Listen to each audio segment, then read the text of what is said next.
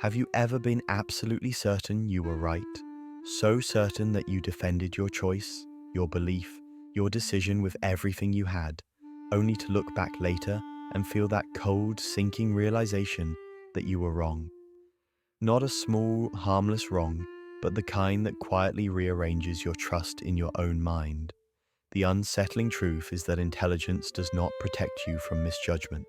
In many cases, it only makes your mistakes more elaborate, more justified, and harder to undo. You can be sharp, educated, insightful, and still walk straight into illusions wearing the mask of certainty.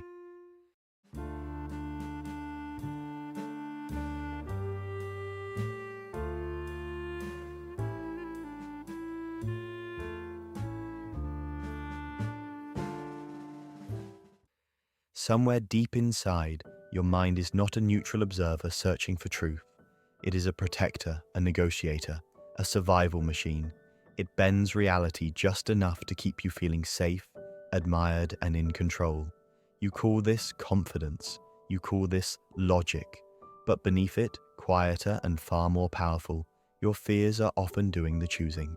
Neuroscience shows that before a thought ever feels rational, it is already colored by emotion, memory, and the body's need for security. You don't decide first and feel later. You feel first, and then your mind builds a story to make it seem reasonable.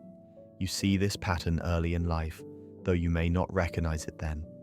A child learns quickly which version of themselves is rewarded and which is ignored. Love becomes conditional. Silence becomes safety. People-pleasing becomes protection. The brain files these lessons away, not as thoughts, but as truths about how survival works. Years later, as an adult, you may think you are choosing freely, yet you often follow those same invisible instructions. You fall for the same kind of person. You defend the same harmful habits. You swear this time is different, while the shadow quietly tightens its grip. In relationships, you tell yourself you're being patient, understanding, loyal, but loneliness hums beneath your chest like an exposed nerve, and fear of abandonment whispers that staying is safer than leaving. At work, you convince yourself that exhaustion is ambition and burnout is discipline, while your inner world dries out like a garden starved of water. These distortions don't feel like lies, they feel like common sense. That is what makes misjudgment so dangerous. It doesn't announce itself as error. It arrives dressed as certainty, wrapped in reasons, armored with confidence. You don't see the monster within because it learned to wear your face. You don't notice the mask because everyone else is wearing one too, and so you live with the quiet ache of choices that never quite feel right, with a life that looks stable from the outside but feels strangely misaligned on the inside. The resentment grows slowly, the confusion becomes familiar, and somewhere between who you are and who you keep pretending to be, a soft exhaustion settles into your bones. And yet, if this blindness feels personal, it is not. It is learned. It is inherited. It begins far earlier than you think, long before logic, long before language, when your mind first learned how to survive. And it is there, in those early shadows, that the roots of misjudgment truly begin to grow.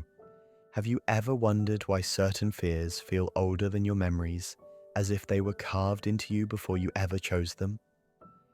Long before you learned how to reason, your nervous system was already learning how to survive.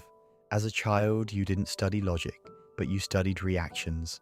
You watched the tone of voices, the tightening of faces, the silence that followed honesty, the warmth that followed obedience. Somewhere between your first disappointments and your first hopes, your brain began building shortcuts for safety, love, and belonging. And it built them fast because survival does not wait for accuracy. You learned quietly at first when to speak and when to disappear. A raised eyebrow became a warning, a delayed response became rejection, praise became oxygen. A child who is rewarded for pleasing begins to shapeshift early, wearing a mask that says, "I am easy to love if I am easy to control." A child who is punished for honesty learns that truth is dangerous and silence is protection. Attachment theory tells us that the bonds we form in those early years become the blueprint for how we seek closeness later, but it feels less like theory and more like fate when you notice how effortlessly you fall back into old emotional positions. Neuroscience shows that the emotional brain matures faster than the rational one, which means your earliest lessons are not stored as thoughts, but as sensations. The body remembers what the mind cannot yet explain. Fear etches itself into muscle. Longing settles into the chest. Resentment hides behind obedience. By the time logic arrives, it steps into a house already furnished by emotion. And so the mind does not grow in neutral territory. It grows in a landscape shaped by reward, threat, comfort, and withdrawal. You can still see that child in moments you rarely name, in the adult who over-explains, still trying to earn permission to exist, in the adult who avoids conflict, not because peace is noble, but because danger once lived in raised voices, in the adult who clings too tightly to love or abandons it too quickly, mistaking intensity for safety. These are not random flaws, they are survival habits that once kept you safe when you were small, when you had no power except adaptation. The tragedy is that the strategies that once protected you often become the very forces that quietly distort your life. You mistake approval for connection. You confuse anxiety with intuition. You defend familiar pain because unfamiliar peace feels untrustworthy. The shadow begins to feel like home, and so, without ever choosing it consciously, you carry the child's logic into an adult world that demands a different kind of seeing. This is how misjudgment is born, not from stupidity, but from early wisdom that stayed too long. And as you grow older, those childhood shortcuts do not vanish. They simply learn to wear adult faces, waiting for the moment they will guide your choices once again. Have you ever noticed how fiercely you can defend a decision, even when a quiet part of you already knows it's wrong? By the time you step into adulthood, your childhood survival patterns no longer look like fear. They look like personality. They dress themselves up as preferences, standards, principles, logic. You tell yourself you're being realistic, disciplined, independent, when often you are simply being loyal to the old rules that once kept you safe. The mask feels like your face now. The armor feels like your skin.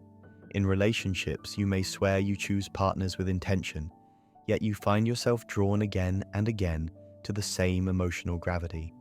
You call it chemistry. But beneath it, attachment theory whispers a darker truth. You are often choosing familiarity over safety, intensity over stability, because your nervous system mistakes chaos for home. You justify red flags with beautifully crafted reasons. You turn unease into evidence of depth. Emotional reasoning quietly disguises itself as intuition, and every time someone challenges this pattern, your ego rises like a shield, not to protect truth, but to protect identity. In money, ambition, and power, the same illusion unfolds. You tell yourself you took that risk because the timing was right, because the numbers made sense, because the opportunity was rare. But beneath the spreadsheet, an older hunger may be steering the wheel, the need to prove worth, to escape shame, to finally feel enough. The monster within does not roar, it persuades. It whispers that survival is success and exhaustion is strength. And so you chase, you overwork, you gamble with your peace, all while believing you are being rational. In conflict too, the shadow wears the costume of logic. You gather facts like weapons, not to understand, but to win. Confirmation bias quietly edits reality to flatter your position. You feel a surge of certainty as your arguments sharpen, yet certainty does not mean truth. It often only means comfort. You are not trying to be right. You are trying not to feel small, not to feel exposed, not to touch the old loneliness sleeping beneath your certainty. Neuroscience tells us that the brain rewards coherence even when it is false. It would rather preserve a familiar story than endure the chaos of uncertainty. And so you defend beliefs that hurt you, stay loyal to narratives that shrink you, and resist truths that would set you free, because freedom requires the death of who you thought you were. The garden of your inner life begins to dry, not from cruelty, but from neglect disguised as strength. This is the great adult illusion, that you are choosing clearly when often you are repeating unconsciously. The mask smiles, the armor shines, the shadow remains unseen, and yet beneath all of it, the brain is not acting randomly. It is following ancient circuits, shaped long before you ever called your decisions your own. And if you dare to look closer, you will begin to see that misjudgment is not a moral failure at all, but a biological and psychological inheritance waiting to be understood. Have you ever wondered why your mind can feel so certain, even when it is quietly mistaken? The unsettling answer is that your brain was never designed to tell you the truth. It was designed to keep you alive. Long before accuracy mattered, survival did. And so the machinery inside your skull learned speed over precision, shortcuts over scrutiny, comfort over clarity. What you experience as logic is often a beautifully decorated detour built by fear, reward, and emotional memory. Every second, your brain filters an impossible amount of information, keeping only what feels relevant to safety and identity. It relies on heuristics, mental shortcuts that save energy but trade away accuracy. You remember the one argument you won and forget the many you avoided.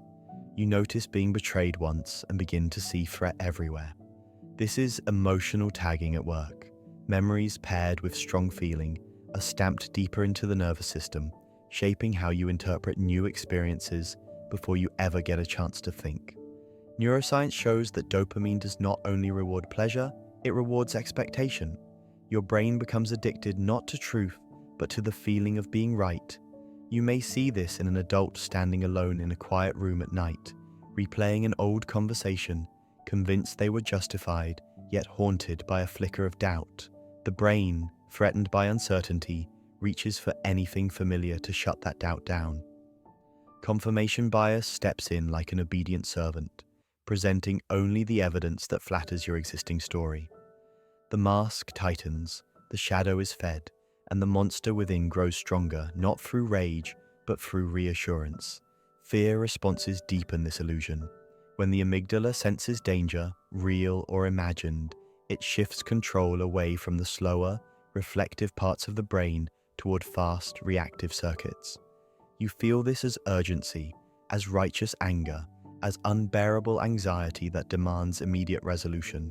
In that state, your perception narrows, your world shrinks to what feels necessary to protect your identity.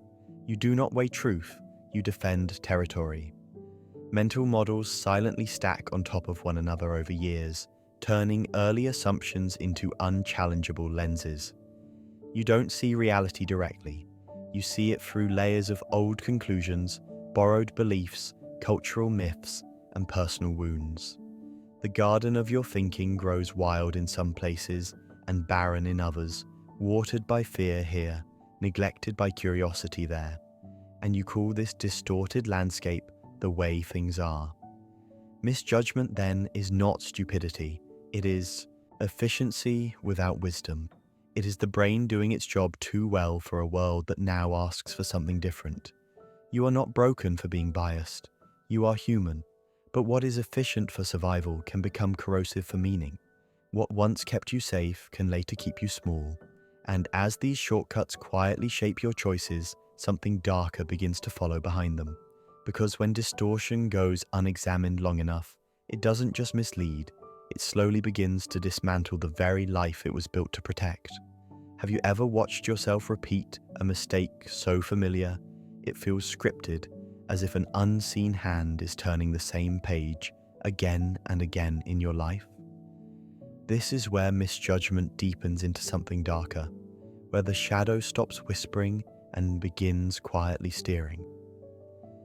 Addiction does not arrive as obsession at first, it arrives as relief. A drink to soften the edge of a long day, a habit to quiet the ache of emptiness, a person who feels like home even as they slowly hollow you out. The mind mistakes comfort for healing, repetition for safety, and the monster within learns that it doesn't need force to win, it only needs familiarity. You can see it in the adult who knows the relationship is destroying them, yet stays out of loyalty that looks noble on the outside and terrified on the inside. Attachment theory names this trauma bonding, but lived experience feels more like drowning while calling it love. You forgive what keeps wounding you. You protect what keeps betraying you, and each time you do, your reflection grows stranger, as if the mask has begun to wear you instead of the other way around. In another life, perhaps the same blindness unfolds in money and ambition. You take larger risks, convinced that the next leap will finally make you feel whole. The numbers glow on screens late at night, the pulse quickens, dopamine rewards the chase, not the arrival. You call it drive, you call it courage, but beneath it, fear of being nothing again tightens like a noose. Financial ruin doesn't begin with recklessness. It begins with the emotional certainty that you must keep going, no matter the cost. Self-sabotage wears many uniforms. Sometimes it looks like laziness, sometimes like perfectionism so severe it prevents you from ever finishing what you start. Sometimes like moral collapse dressed up as necessity. You cross lines you once swore were sacred, and when the shame rises, the mind quickly forges explanations that sound like principles. Emotional comfort becomes truth. Loyalty to a wounded identity becomes wisdom. And the garden of your inner world, already thirsty, begins to crack under the weight of neglected care. Neuroscience would say your brain is trapped in a loop of prediction and reward, reinforcing the very patterns that are quietly draining your life. But from the inside, it feels more tragic than technical. It feels like watching yourself fade while convincing the world you are fine. Loneliness grows teeth. Fear learns to speak in calm sentences. Resentment matures into a bitter companion that tells you this is just how life is supposed to feel. The most cruel part of the shadow is not that it harms you, it is that it convinces you that you deserve the harm. You feel justified even as you sink. You call sinking endurance. You call suffering strength. And in a world that will soon reward these distortions rather than challenge them, your blindness does not end in isolation. It begins to look like success. Have you ever wondered why the world feels so loud, so urgent, so relentlessly certain about what you should fear, desire, and become? You wake up and the machines are already speaking to you. Screens telling you what success looks like, who is winning, who is failing, and what kind of person you should be to avoid becoming invisible. Modern culture does not merely reflect your misjudgments, it multiplies them. It takes the quiet distortions of the mind and turns them into engines of profit, attention, and identity. You see it first in the myths of success. The story is always the same: work harder, want more, never stop climbing. Exhaustion is framed as virtue, comparison is framed as motivation.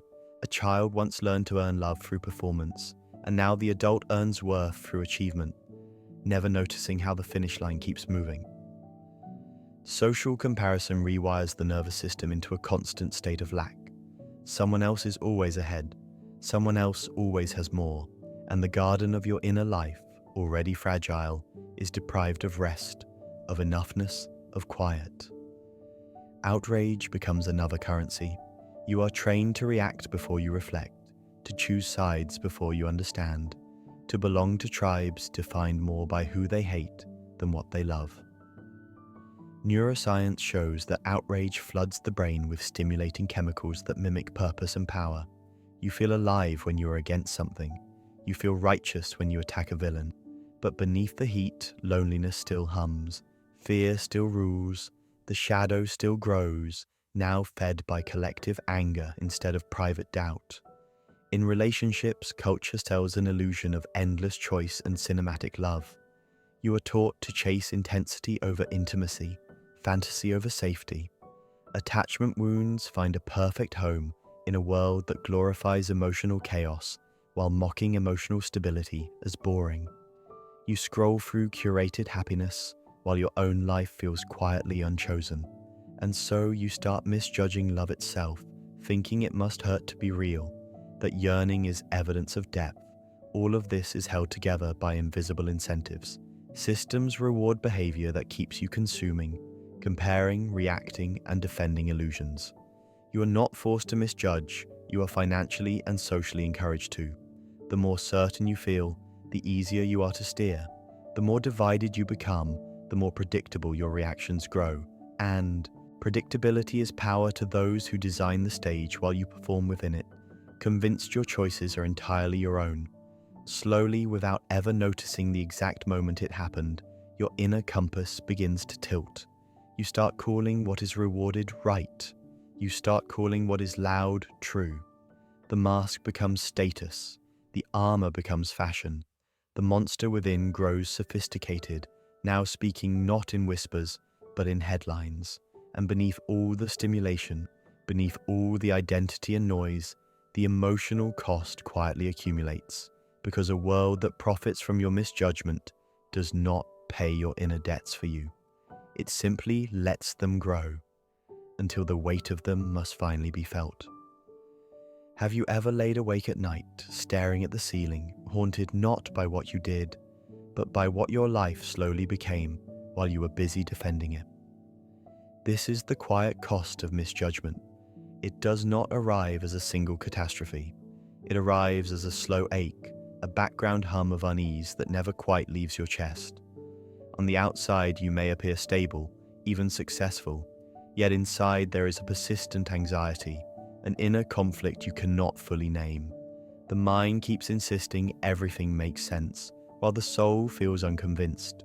You begin to notice it in relationships first. Trust becomes fragile. You second-guess affection. You wonder if love is real or simply another illusion you learned to perform. A relationship ends and you tell yourself it was necessary, logical, inevitable. But later, alone in the dark, the grief arrives without language. Shame curls around your memories.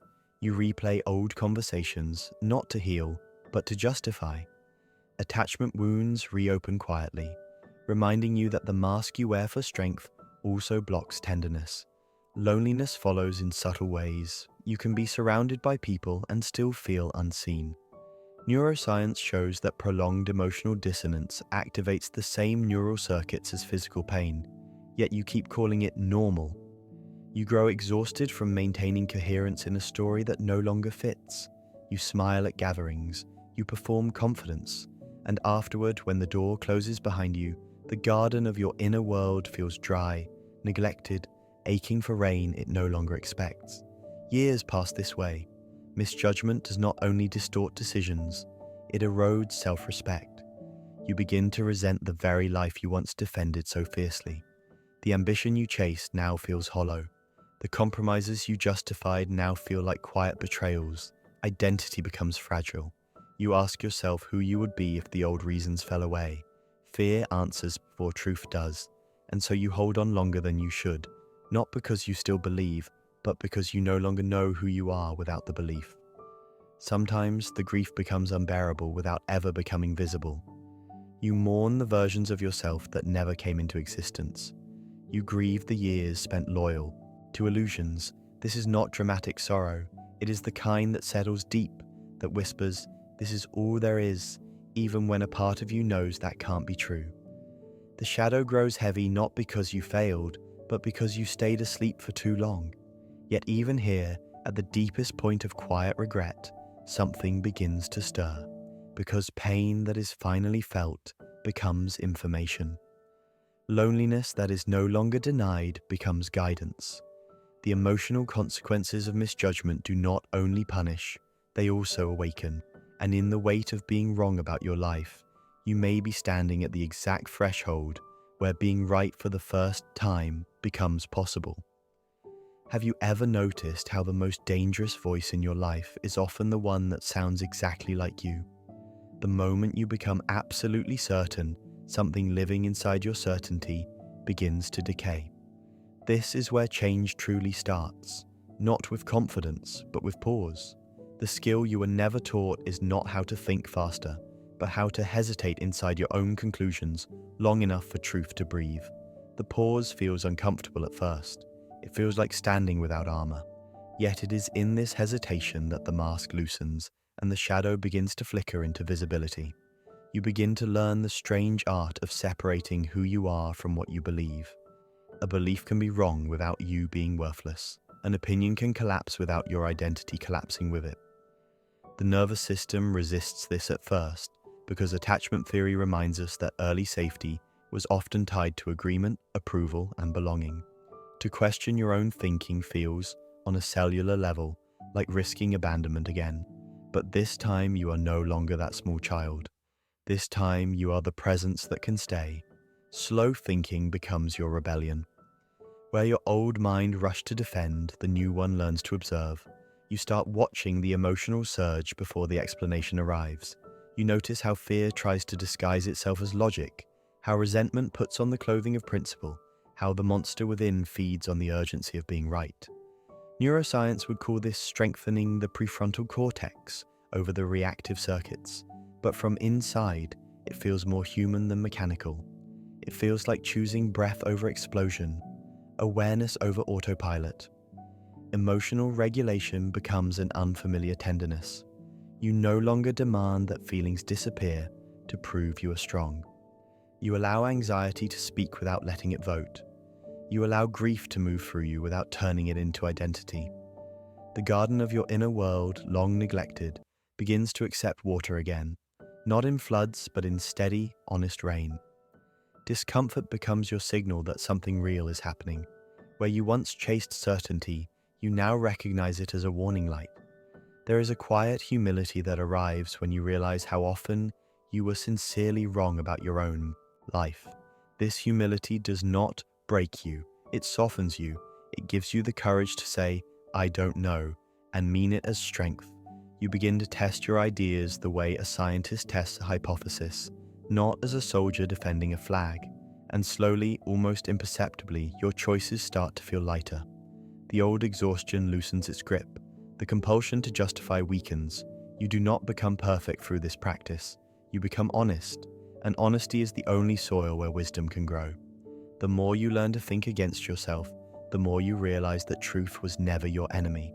Only the fragile identity that feared losing its illusions was. And as that identity quiets, something deeper prepares to speak, guiding you not with certainty, but with responsibility. Have you ever noticed how clarity never feels gentle when it first arrives? How it enters your life not like light through a window, but like glass breaking inside a dark room. Misjudgment feels natural because it feels warm. It feels familiar. It protects the stories you learn to survive with. But clarity is different. Clarity is cold at first. It strips away the mask before it offers a mirror. It shows you not only what the world truly is, but who you became while trying not to see it. Truth rarely arrives as comfort. More often, it arrives as loss. You lose illusions that once kept you moving. You lose identities that once made you feel safe.